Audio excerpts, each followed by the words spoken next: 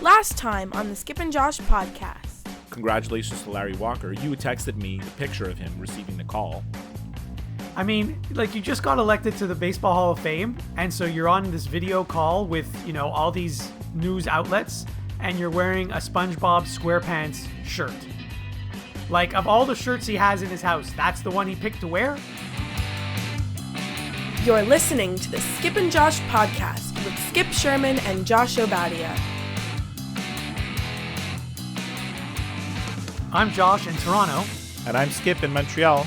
In today's episode, it's Super Bowl weekend. Coach K loses it. And a new wrinkle to the NBA All-Star Game. But first, new roster rules in Major League Baseball. Okay, Skip, so this past week was quite newsworthy, but I think you'll be surprised with what I want to start with this week. Well, I think we got some pretty big stories this week. I know, and I don't want to talk about any of those. Yeah, there's a Super Bowl. There's Kobe. So let me guess what you're going to start with. You're not going to guess. Don't even. Coach K. No, that's on my list. It's on my list, but actually I want to start with baseball again. Major League Baseball. But not the sign stealing scandal, not that. Okay. So MLB announced that there's going to be some new rules for 2020. I saw that yesterday, yeah. And they're quite interesting. You see, one of the new rules is very similar to something that I actually suggested about a year ago, except baseball didn't take it far enough. So I'll get to that in a second. First of all, they're expanding the rosters to 26 men instead of 25. Right. Which I think actually is a bad thing, because now it just lets you have another pitcher on your roster, meaning that you can make more pitching changes.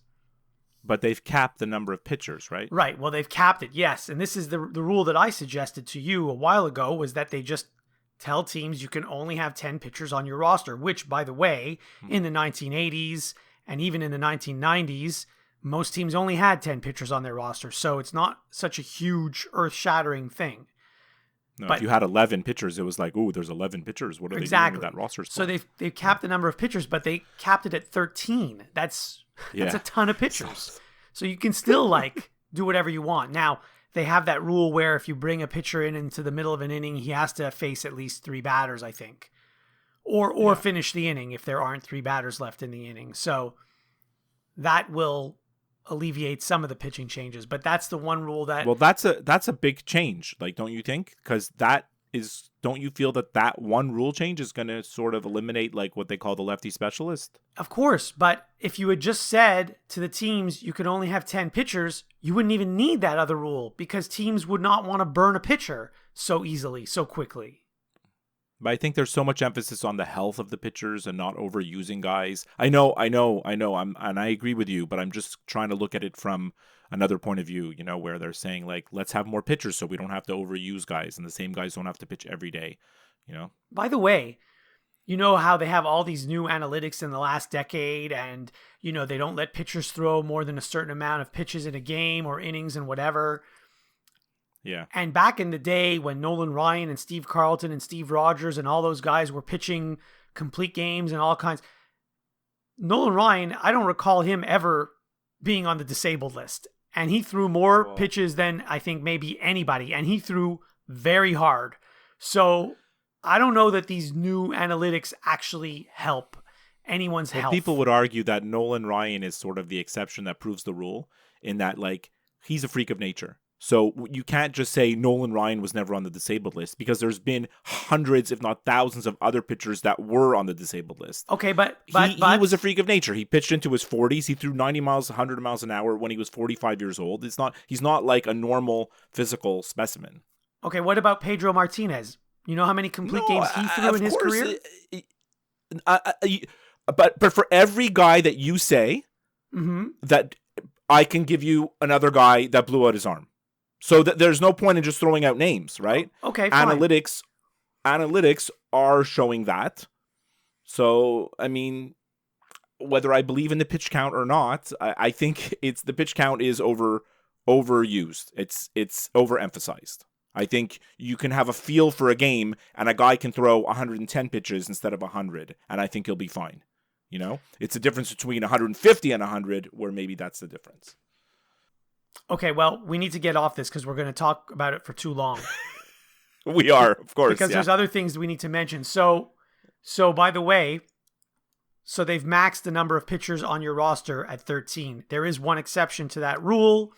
If you have a weather-related doubleheader, teams can then add a designated 27th man for that rescheduled game, and it can be a pitcher. So for that game, you would have 14 pitchers. Yeah. How many weather-related doubleheaders have there been in the last 5 years? Tons, because you think a lot? Yeah. Well, because in the first week of the season, the first 2 weeks of the season, now that they start in March, all those games get snowed out. Right. I'm thinking of more traditional doubleheaders, but you're right. At the beginning of the year, there's some bad weather and rain and even snow in Colorado. Or Montreal or Toronto. Well, Toronto has a roof, so it doesn't matter. Yeah. No. There's a lot. Especially, I remember last year or the year before, there was like 1 million rainouts, right? The first month. Yes. Now, here's another new rule that I actually really, really like. On September 1st, there's no more 40-man roster.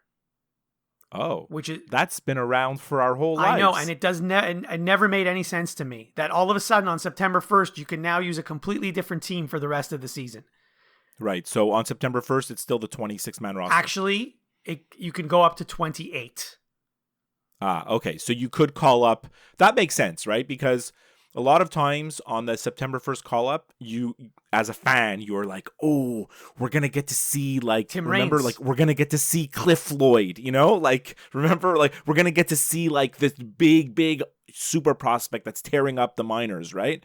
And so, well, I mean, maybe that doesn't happen anymore, but as a fan, like at least you might get to see at least a couple of young players, because you don't need to go up to 40. You're right. And most teams don't even go up to 40. They just add 5 guys anyways. Right. But it is silly when teams add like 5 or 10 guys and then you have some manager pinch running every inning.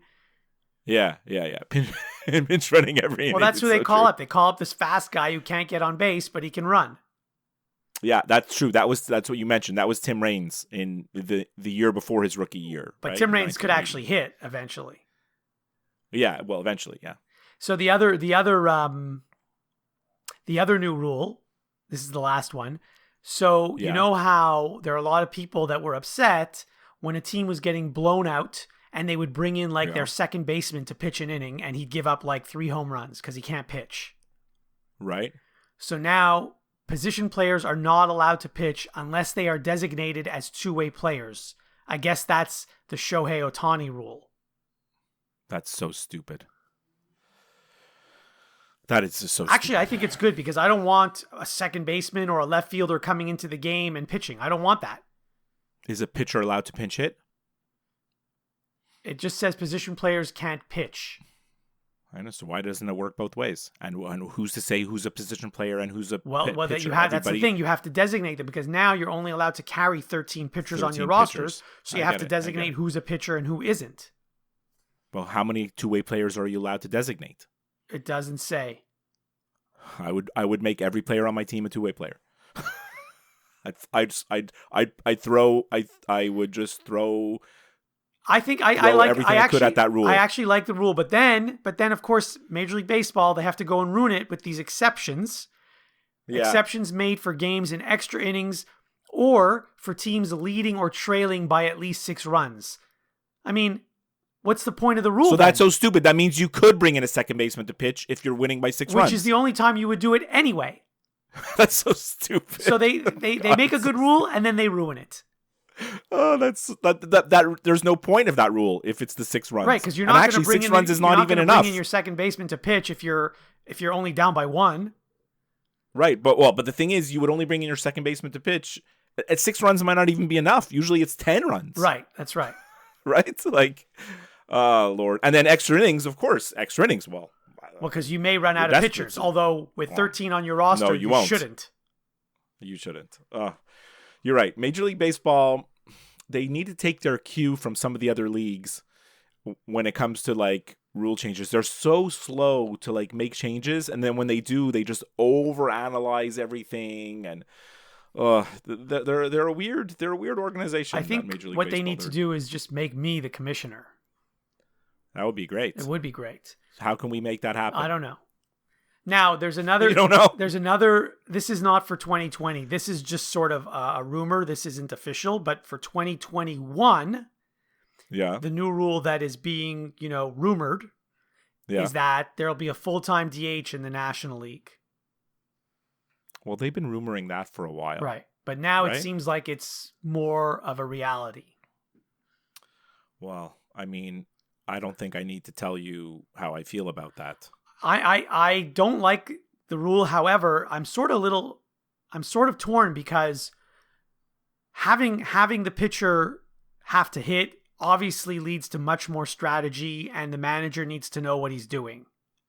Yeah. However, who likes to see a pitcher come up to bat 2 or 3 times a game? No, I mean, the guy can't hit other than there's 2 or 3 pitchers in the league that know how to hit. And it's basically an out. I mean, that isn't really any fun for anyone. I guess if we had to draw the line in the sand, right?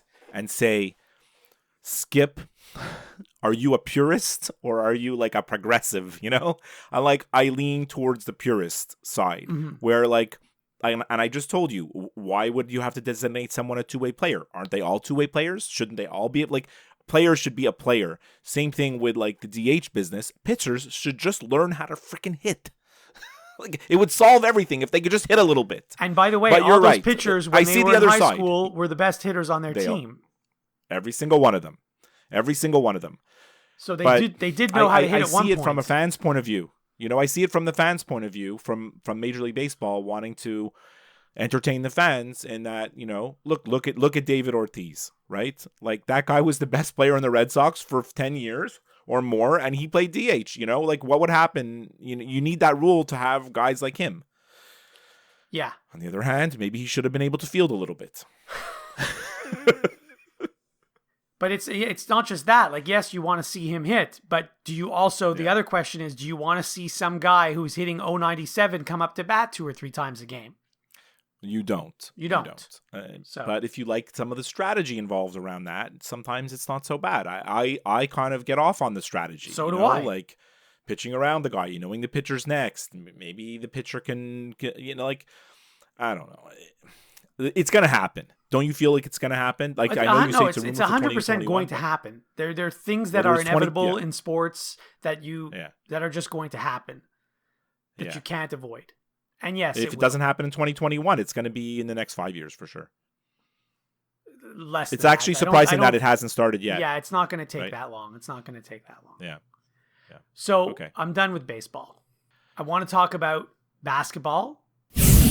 The National Basketball Association. Okay, let's just start with Kobe, because I feel like I just need to acknowledge it. Mm-hmm. We texted each other, emailed during the week, and I'm not going to talk about how great Kobe was, because everybody knows how great he was. I'm not going to talk about his legacy. Everybody knows his legacy. So, did I love Kobe? No. Did you? I don't think so. I don't want to speak for you. Look, I'm a Celtics fan. I didn't really like Kobe, but I certainly respected him as a player. He was fantastic. One of the probably greatest 10 players ever. It's a tragedy. That's all I have to say. It's just a tragedy. It's a sad story. I was in disbelief last Sunday when the news broke. My phone started blowing up. I was like, this can't be right. This can't be true. Right away, that's, I think, everybody's reaction. And it was just interesting to see. I mean, the coverage all week has just been overblown. I can't even watch it anymore. I turned off SportsCenter as soon as they show a Kobe tribute. This morning I turned it off when they showed LeBron James. I just can't watch it anymore. I mean, I know these guys are feeling it. I know the NBA community is feeling it. The players feel like a brotherhood, and it's affected them. And it's a sad story, and let's just leave it at that. We don't usually talk about this kind of stuff, so for me, all I have to say is it's an incredibly sad story, but I feel like there's nothing that we're going to say that you haven't seen all week on every podcast, newspaper, and TV network. The only thing I want to say is, and this has really nothing to do with Kobe specifically, it has to do with anyone dying. And if you knew the person, if you were a relative of the person or a friend of the person, or if you had any kind of interaction with the person and they died, I completely understand how upset you would be. But there are people who have never met him, never had a conversation with him, don't know him at all other than what they've seen on television, and they are beside themselves. Yeah. And this is what I don't understand. Like, you don't even know him. Like, you've seen him on television and that's it. But doesn't that just go to show, like, I guess it's like why we do the show in a way, the power of sports, the power of professional sports or like people, there's such hardcore Laker fans out there. Like, there's people that felt like Kobe was so important to them, right? And like, I know there's people in my life, like I can think off the top of my head, there's people in my life that I've never met that if they died tomorrow, I would be affected. Bruce Springsteen dies tomorrow, we're not doing the show for a month, like, or maybe we are as a therapeutic way. Like, I'm going to be affected, when Gary Carter died, I was affected, and I've never met the man. So I think I can appreciate like how people will, they're not grieving. Like you said, it's not grieving because they didn't actually know the person, but it does have some impact on their life, I think. Fair enough. So let's move on. Well, before we move on, I'm assuming you heard what the NBA is going to do at the All-Star game. Or maybe you didn't. I don't care about the NBA All-Star game. Yeah, they're going to do like add first team to plus 24 points ahead of the score, right? Like, right. I'm not mentioning this because of Kobe. I'm mentioning this because a year ago on this show, I told you about this. If you recall, this is called the Elam ending, where I told you with 3 minutes left in the game that they turn off the clock, and then you add 7 points to the team with the highest score, and then the first team to get to that number wins the game. This eliminates the clock, it eliminates stupid fouls, it eliminates free throws at the end of games. This is what you and I talked about a year ago on this show, and at the time, but they took it further, right? They took it further, so it's 24, whatever the score is at the start of the fourth quarter. The first team, it's basically the first team to 24 points, right? Right. Well, one team is going to have a further way to get to 24 because, like, if the score is 100 to 95, one team has to get 24, the other team has to get 24 plus 5. Right. Okay. Yeah. And when I talked about it, when you and I talked about it a year ago, we were talking about the last 3 minutes of the game. Now they're talking about the entire fourth quarter. Do you think they were actually considering doing the last 3 minutes of the game, like you said, and then the Kobe thing just said, "Oh, we're going to make it 24"? Like, maybe they've changed their mind on it. I don't know. Well, I think the NBA is seriously considering this for like their actual games, and that's why they want to test it out in a game that doesn't matter. Now, I don't think they're actually going to do it. Like, if they did it in a real game, they wouldn't do it for the entire fourth quarter. They'd do it for the last 3 minutes or maybe the last 5 minutes. I don't know. But apparently, because it has been tested in some other leagues, and I think it's working. Like, it's certainly eliminating the fouls because there's no point in fouling. Right. The thing that I saw when they said they have to get like the 24 points, I was like, 24 points in the All-Star game? That's like 2 minutes. Yeah, I know. That is the problem with this because 24 points is going to happen very quickly. The fourth quarter is going to be very short. Unless they're actually going to play defense in that fourth quarter. Maybe that's what the NBA is hoping for. That there's actually going to be a competitive game in the fourth quarter. But I really find that hard to believe because these guys do not want to get injured in the All-Star game. Right? No. The other silly thing is what they're doing is, the first 3 quarters, they all start at 0. So the second quarter, it starts 0-0. The third quarter starts 0-0. It's not a cumulative thing. So what if the East wins the first 3 quarters? Well, then what happens to the fourth? It doesn't mean anything? No. You still have to play. That's the silly thing. What they do is each quarter is its own game, if you will. And then what they do at the end of the third quarter, they add up your total from the first 3. So basically, it's the same thing. So I don't know why they're even doing it like that, but whatever. I'm not the one who made the rules. Look, the NBA, it's a showcase. It's not usually about who wins and who loses. It's really about, just showing off. It's a bogus All-Star game. So I guess they can try to do anything they can to try to make it appealing because it really is completely useless. You know? I don't know any All-Star game that actually matters, but whatever. I wanted to mention it because you and I talked about this about a year ago, and I think this idea for the last 3 minutes of a game where you have to add 7 to the team with the highest score, I think it's a brilliant idea, because the thing that I hate the most about basketball, whether it's pro or college, is at the end, if it's a close game, one team is always fouling, the other team is always going to the free throw line, and the last 2 minutes takes an hour to play. Wow, so true. I didn't even remember when I saw the news about how they wanted to end the All-Star game. I didn't even remember that you talked about this last year, but now that you're talking about it now, I'm like, oh yeah, Josh was all over this a year ago. Exactly a year ago, because it was around the time of the All-Star game, right? I don't remember. We'd have to go back to the archives and see, but I do remember we talked about it, and I'm surprised that you don't remember. So anyway. Well, I don't remember stuff from last week. That's true.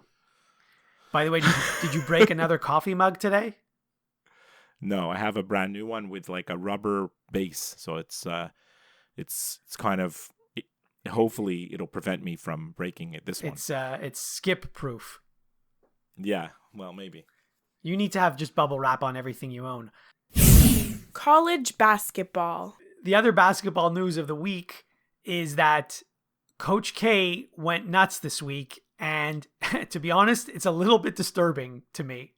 So just to let the listeners know who don't know what I'm talking about, Duke had a game at Cameron Indoor a few days ago, and you know how the Cameron crazies, they like to chant, intelligent things at the opposing team, not offensive things, but intelligent things to try to get their team riled up. And they were playing against Jeff Capel, Pittsburgh. A former Dookie. Yeah. He now coaches Pittsburgh. And so the fans were saying something like, "You're one of us. You're one of us." I don't remember the exact chant, but because I think I read that they were saying come like come sit with us. Yeah, right. Come sit with us. And because it's so loud in there, and because Coach K is an old man and he can't hear a thing, he misunderstood what they were saying, and all of a sudden he goes completely ballistic and he starts yelling at the fans, and the referee had to restrain him. And I'm like, is this really happening? And then he finds out, I guess an hour later or who knows what, that they were not saying anything negative towards Jeff Capel. And so in the post, he was saying to the fans, "He's one of us. He's one of us." Like he was yelling at them, yes, right? Like as if they don't know he's one of us, So in the post-game press conference, he sort of, but not really, apologized to the fans. And then the fact that it even went that far was astonishing to me. But then like a day or two later, I find out that, there's every week there's fans that camp out in tents outside Cameron Indoor Stadium to try to get tickets to games. And so then what happened was Coach K had told the person who organizes all these people in the tents, because there's someone who has to organize all this stuff. He told this person to bring all these fans into Cameron Indoor because he wanted to speak to them. And he spoke to all of them for, I think, a good half hour and explained and sort of apologized for why he did or said what he said. And like part of his reasoning was about Kobe, that he was affected by Kobe's death because they were close. I mean, okay, they were close and whatever. I mean, I don't know how one thing has anything to do with the other, but if that's what he's saying, I'll take his word for it. But I guess this is what happens when you get to be a certain age. And well, you texted me the article about like that he met with the fans and all this, right? Like during the week. And I was like, he went full old man. Like he went full, I know I've mentioned this to you. I know I've mentioned this to you before, and you don't know the reference, but like there's a thing in The Simpsons, old man yells at cloud. Yes, right? I've heard you like say it many times. It's a meme. It's a meme that's out there. Old man yells at cloud. Like that's what this is. It's like he just went off full old man. Like he's officially old now. Like Coach K has been coaching Duke for like how long? Since like 1982 or something. Yeah. So like he's old, right? And fortunately, like as Duke fans, we're lucky that we have him as our coach, and he's the thread that keeps.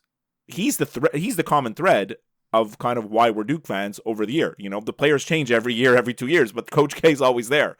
So it just sucks to see like that weird thing. It was shocking to watch the game and see him yelling at the fans. I was like, what the hell is going on? Yeah. So, and I mean, obviously for anyone who's not a Duke fan, they think it's hilarious. They do. There's all the Ducators love all this stuff. Yes, they do. They do. They loved it. So anyway, that's it for basketball. The National Hockey League. Well, before we get to the Super Bowl, breaking news. I don't know if you're looking at your phone. This happened like 20 minutes ago. Yeah? The Canadiens assigned Jesperi Kotkaniemi to the American Hockey League. Yeah, well, there's been rumors about that since yesterday. So they assigned Cale Fleury yesterday also. That I heard, yeah.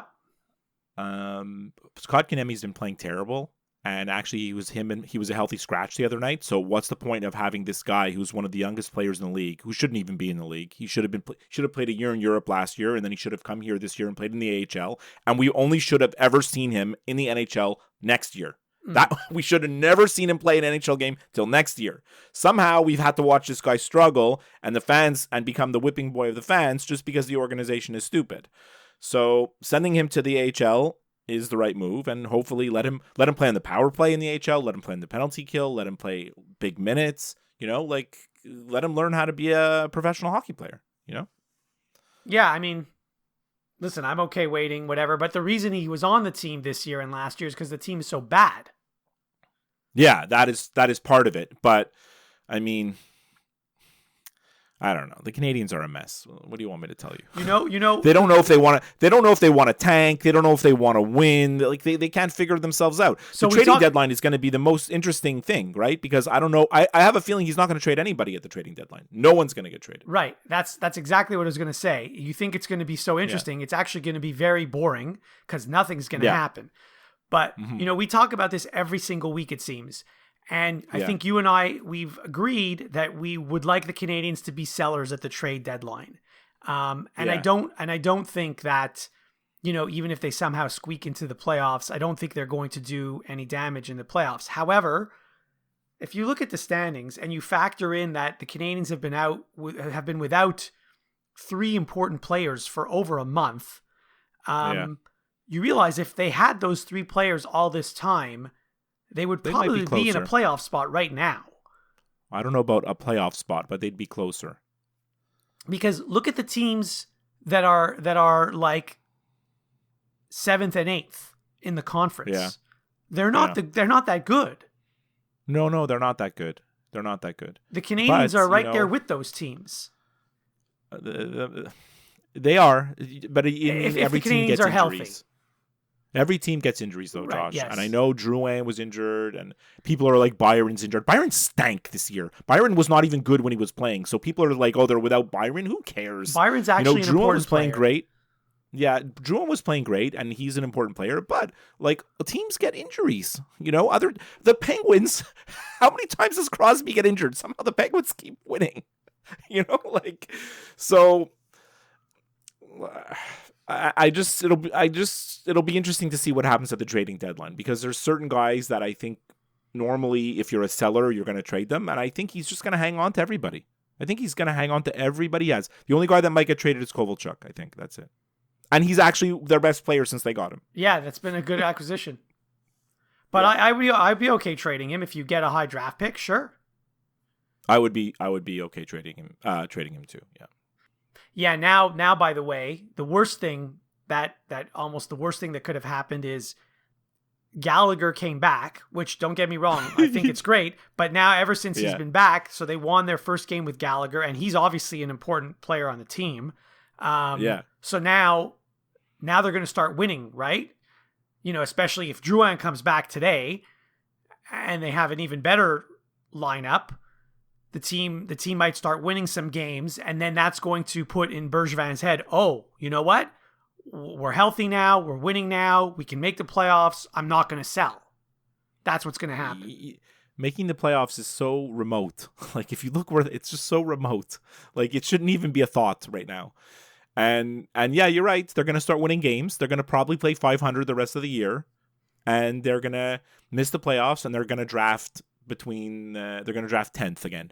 It's the same story over and over and over, so, and it doesn't matter where they draft, because they develop their players so poorly that when they draft high, it doesn't matter anyways. So it's the organization needs to look inside itself and sort of decide what their identity is going to be, you know? They've changed coaches a lot and general managers a lot, but there's one guy who's been with the team, I think, for maybe 20 years, if I'm not mistaken, and it's their director of scouting. I think his name is Timmins. Yeah, Trevor Timmins. I don't know about 20, but at least 10 for sure. Yeah. Yeah. No. A long time. Yeah. Because he was there when they drafted Carey Price, and that's a long time ago now. That's 2005. So 15 and years. I think he was there even before that. So maybe he's the problem. Well, he gets a lot of flack, certainly, because the when you look at their team, so many of the draft picks haven't panned out. But then I'm the one that will tell you, like, did they not pan out because were they actually not good prospects, or did we just not develop them properly? Like, they gave up on first round draft picks. There's first round draft picks that were on the team that they just said, we don't want you anymore. You know, like Jared Tenorti. Now, I know you're going to laugh, right? But like, no, I'm not laughing. How do we know this guy actually wasn't going to be a good player and we just didn't screw him up? You know, and there's so many examples. I don't want to look at all the Canadiens first round draft picks from like the last million years. There's so many examples of guys that they just gave up on, and the classic one is Ryan McDonough. They gave him away so they could get trades for Scott Gomez. That's not Trevor Timmins' fault, right? No, that isn't. You're right. And trading Sergachev to Tampa, that's not Timmins' fault either. Exactly. You know, his job is to draft them. What they do with them after. I mean, there's a strong rumor. The strong rumor that's been floating around for forever is that how much he was against the trading of Sergachev. You know, so certainly he wants the guys he picks to play. Right? Of course. Anyway, so that's the Habs. Yeah, right. You're right. We talk about the same thing about the Habs every week. So let's just see what happens at the trading deadline. Yeah. The National Football League. So where are you going to watch the Super Bowl? Joe's house. Oh, Mississauga. No. Burlington. Burlington. There's a difference. There's a big difference. What can I tell you? I don't live in Toronto. I thought, no, it's because his wife works for the city of Mississauga, right? Correct, yes. Yeah, that's why I had that in my head. So, that's fun. I was invited to like this big party with a lot of people, but and it got canceled. How's that happen? Long story. So I'm actually trying to figure out what I'm going to do tomorrow. By the way, this is the weekend that you were supposed to be here because we were supposed to go to the Duke game in Syracuse tonight. I know. I was just telling my wife 2 nights ago because the Canadiens were playing Buffalo, and I was like, oh, me and Josh were supposed to be at this game. Right? Yeah. So anyways, I'll watch the Duke-Syracuse game tomorrow. Why not? No? Tonight. Oh, tonight, yes. It's actually on television. And so I got to figure out what I'm going to do tomorrow. I have a feeling where I'll end up, but we'll see. Why don't you just end up on your couch? I could do that, actually. It's probably the best scenario for me. Is there going to be a lot of good food at Joe's? I don't know. Probably yes, but I can't eat most of it anyway. That's all right. But the question is, so now, are you going to watch with your son, or is he invited to a different party? Well, he was invited to the original party because it's like it's a friend of his parents, so a bunch of teens were going to be there. I have a feeling I'm not going to watch with him. No, he's probably going to end up watching with his friends, and I'll end up somewhere else. I'm not sure. We're going to have to see how it plays out in the next 24 hours. To be honest, I'm not really sure. Super Bowl aside, so now your kids are at the age where they want nothing to do with you, right? For the next 10 years, right? Correct. Yes. Okay. So in 10 years, you'll hear from them again. On the plus side, both my kids have jobs now. Oh, great. So I'm ready to retire, I guess. Right? Maybe they can support me. Beautiful. So do you have a rooting? We're not going to make predictions. We decided not to do a Super Bowl preview show, like an official Super Bowl preview show. Mm-hmm. But do you have a rooting interest either way? Is there something you're looking for in the game? Is it just an excuse to watch a game with friends? How do you feel about the whole thing? Well, so before I answer your question, this is because that team that plays near Boston is not in the game finally. You don't even want to say the name of the team. No, you don't even want to say the name of the team. It's it's like Harry Potter here. Well, I don't know anything about Harry Potter, but no, I don't want to say the name of the team. But because of that, the last 2 weeks have been so refreshing. I haven't had to hear the same stories over and over again about this quarterback and this tight end and this running back and this coach. So anyway, the last 2 weeks have been great. Number one. Number two. Actually, just to interject about the last 2 weeks, like this has been the most low-key Super Bowl week in our lives. Well, that's because of Kobe's death. It's exactly the Kobe stuff overshadowed all the Super Bowl media. And actually it was I mean, I told you that I couldn't watch the Kobe stuff anymore, but it was kind of refreshing to not have to see the stupid Super Bowl stuff that's so overdone for a whole week. Speaking of that, you know that you can start watching the pregame show tomorrow, like at 10 a.m. I'm surprised it's not on now. Well, on NFL Network it is. Anyway, I'm not watching any of the pregame show. But anyway, the last 2 weeks have been refreshing. And the other thing I'll say, because that team that plays near Boston is not in the game, I don't really have a rooting interest because I was always rooting against them. So now we've got these two teams. You know, I don't hate either one of them. I don't love either one of them. So if you're going to ask me which one I would prefer to win, I'm going to pick Kansas City only for two reasons. One, Andy Reid is almost as old as Coach K, and who knows how many more years he's going to coach. I agree with that. I really like to see Andy Reid win. That's one. And the second reason is because there's a kid from Montreal that plays on Kansas City, and I'd like to see him win a Super Bowl. So those are really the only reasons that I'm picking the Chiefs. He got a lot of press this week, especially on the Canadian sports news. Laurent Duvernay-Tardif. I mean, not only is he from Montreal, but like he's a doctor. Yeah. He graduated McGill Medical School and could be a practicing doctor right now, but decided like, okay, I'm going to put that on hold while I go play in the NFL. So it's actually an amazing story, you know, and he got a lot of press. Yeah, he got a lot of press this week, not just in Canada, but south of the border, and so good for him. You know, I think it's awesome. It's really like could be a great game actually, and I've gone back and forth in my mind about like all the matchups. It's like, can they stop Mahomes, right? Well, they can because their pass rush is ridiculous, right? San Francisco. But at the same time, I don't think their corners can cover the Chiefs receivers, right? So I'm like, okay, maybe they can stop them. Maybe they can't. I'm like, can the Chiefs stop the 49ers running game? I'm like, wow, look what the 49ers running game did last week. Like they just ran over the Packers, but like we did see the Chiefs sort of stop Derrick Henry, so maybe they can stop the running game. Like I don't know. Like every time I think about like all the different matchups in the game, I really don't know like how it's gonna go. I really don't know how it's gonna go. Like I guess I'm just gonna watch it unfold. I mean, if gun to my head, if I had to pick a side who I actually think is gonna win, I think it's probably gonna be the 49ers. I think in the end, the defense wins. Like, don't you feel like the better defenses usually can win these games over like the high flying offenses? Like, look at what the Patriots did to the Rams last year. You know? Yeah, well, I do think that the defense usually wins out when it's the best defense against the best offense. But last year, I think, was a bit of an anomaly because it wasn't so much that the Patriots defense was so good. I think the Rams were actually just really bad last year. That's what I thought happened last year. Yeah.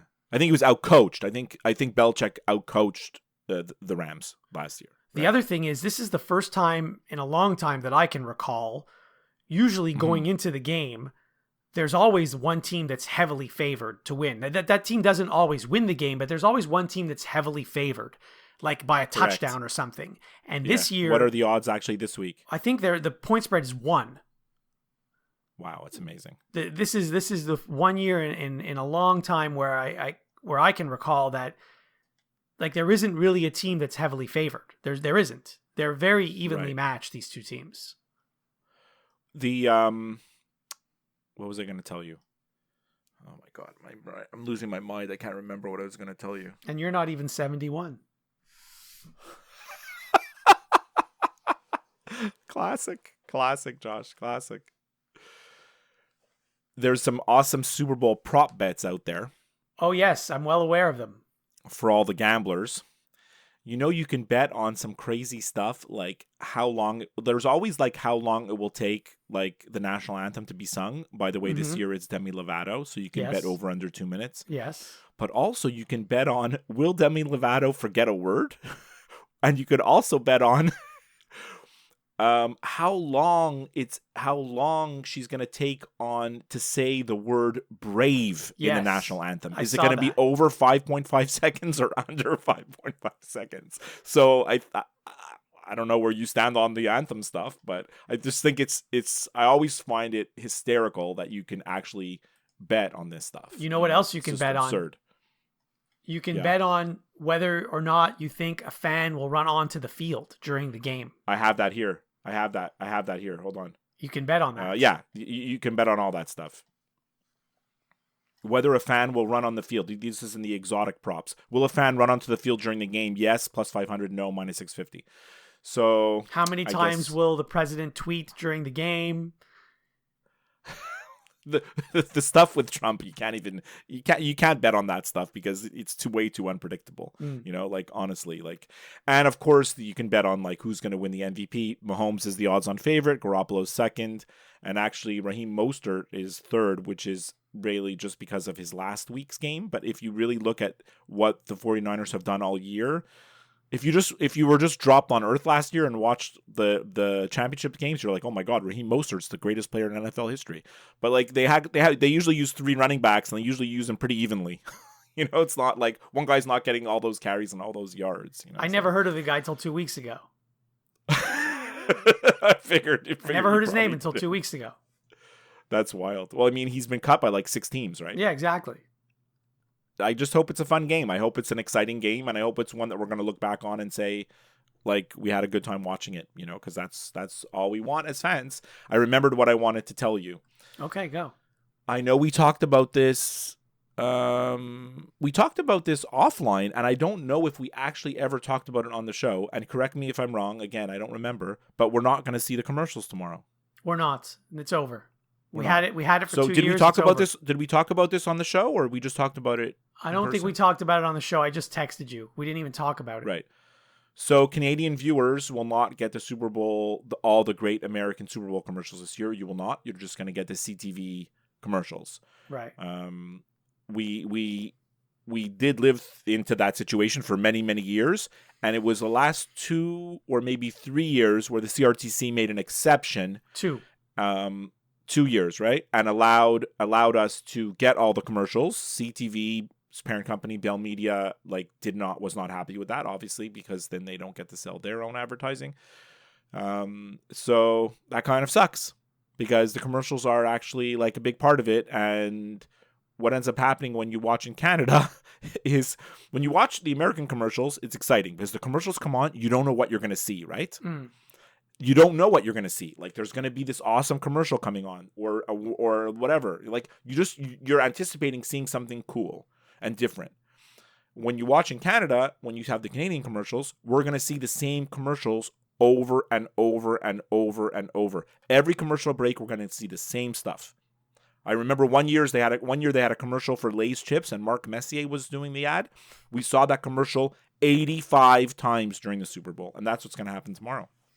Yeah, there are ways. I don't know how to do it, but there are ways to get the American commercials. I'm sure that if you're smart enough or savvy enough, you can figure it out. I guess. But I'm not going to bother wasting my time. Now, I will say this.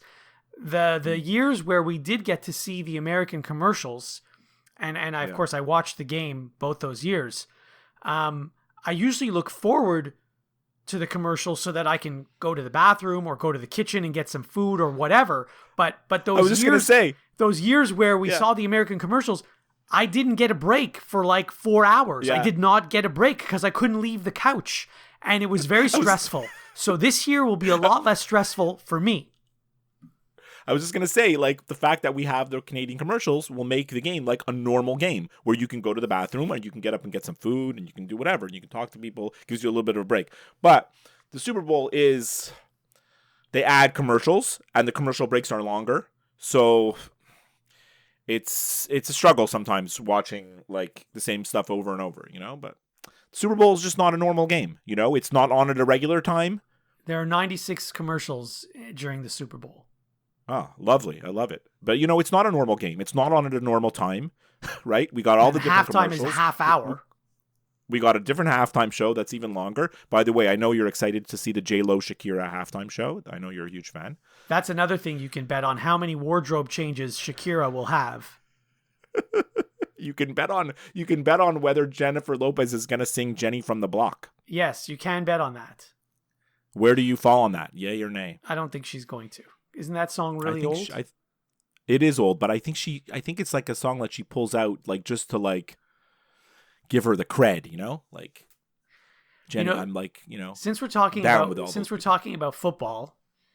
Yeah. Obviously the last 2 weeks there've been all these, interviews and previews and all kinds of, stuff related to football.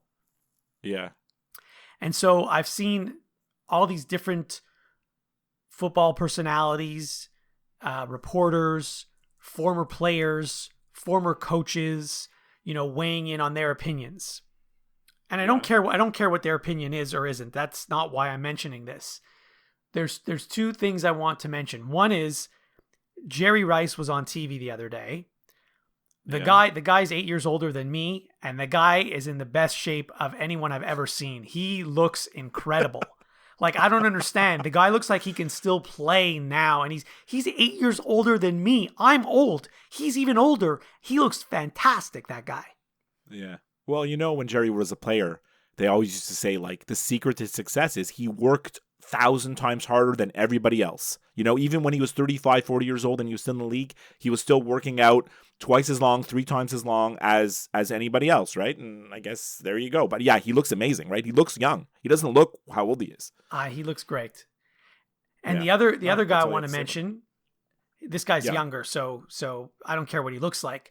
But this guy, you've got all these different football people who come on and they spew all their different things and they say, well, this is going to happen or that's going to happen or, this guy's good or this guy's not good. Most of the stuff you hear from these people, it's nonsense. But there's one guy out there who I heard what he had to say this week, and he actually sounded really intelligent. I don't know if he's right or he's wrong, but he really sounded really intelligent, and he's one of the few football analysts that I actually like, and it's Louis Riddick. Yeah, he's pretty good. Louis Riddick is good. Yeah, he's pretty good. Whenever you see him on, is he part of NFL Network or is he's on ESPN? I think. Anyways. Yeah, ESPN. Well, they get mixed up, right? Because the broadcasts on Sunday Night Football and Monday Night Football. Yeah. So yeah, no, he's good. He's good. But you don't listen to any of the NFL Network podcasts. They have a good cast of characters that are very knowledgeable. Like if you listen to those, they're pretty good. So, and my favorite is Colleen Wolfe. She's at the Super Bowl this whole week. You could watch her on the NFL Network. I don't even know who she is. I never heard the name till just now. No, I mentioned her before. I don't I'm sure. think you have. I honestly don't think you have. She's originally a Philadelphia personality. Started her career in Philadelphia, and now she's got has a national profile, I guess. On the NFL Network. So. Okay. Before we sign off, remember, you can listen and subscribe to new and archived episodes of the Skip and Josh podcast wherever you listen to podcasts, including Apple Podcasts, Stitcher, Google Play, iHeartRadio, and of course, Spotify. If you listen to the show through Apple Podcasts, please leave us a review. We would love to hear from you via email, skipandjoshshow@gmail.com, via Twitter @skipandjosh, or by liking and following our Facebook page. As always, you can get all the links to everything I just talked about on our website, skipandjosh.com. We leave you with this. How do you want to end the show? You have anything to end the show with? I didn't have anything last week, and I just have 2 little tiny little things. Well, my thing is, it's a question for you. Because I didn't do this, but I want to know if you watched the Grammys on Sunday night. No, I didn't. I did not watch 1 minute. And the only reason I'm asking is because on our year-end podcast, you mentioned how you discovered this new singer watching the Grammys last year. And at the time Casey. I said, who watches the Grammys? and then apparently you do. So now when the Grammys were on a week ago, I said, oh, the Grammys are on. I'm not going to watch, but I'm going to ask Skip if he watched it. I didn't watch 1 minute, and I think a lot of people actually. I'd have to see the Grammy ratings, but my feeling is that they were probably extremely low because the Kobe stuff broke that day. And I think in the back of my mind, it was like I didn't even know the Grammys were on, right? And imagine if you're like really into the Kobe story, like I was just following it like loosely. I think people just got swept up in it, you know. So the Grammys really got overshadowed and maybe overlooked, you know. So. Okay, that's all I got. Yeah. So I just want to point out that it's the first Super Bowl ever with two Shermans playing against each other. Who's the other Sherman? Well, there's Richard Sherman on the 49ers. Right. And there's Anthony Sherman, who's a fullback on the Chiefs. Are you related to both of them? Yeah, cousins. Nice. So now you don't know who to root for. I'm like one of those hockey moms or dads where the kids are both playing against each other, you know. I'm surprised you're not in Florida right now. Sure. And I just wanted to shout out, you mentioned you're going to the Super Bowl party at your friend Joe's house, right? That's Joe DeBenedictis. He's been a guest on the show way, way back 3 years ago. And I'm going to put a link to his latest video blog, his vlog, because it's really, really great episode. Him and his buddy came to Montreal for like 24 hours, and they just sampled different poutines in Montreal, and it's really like quite a good watch. So I'll put that link out there for everybody to see, because it's I shared it personally. If you follow me on Facebook, I've already shared the link, but I'll put it on our website and on the Skip and Josh page, so everyone can see. Yes, I did watch it, and I'm going to be giving my feedback to Joe when I see him tomorrow. Cool, awesome. All right, Josh, have a great Super Bowl, and you too. Speak to you next week. Okay.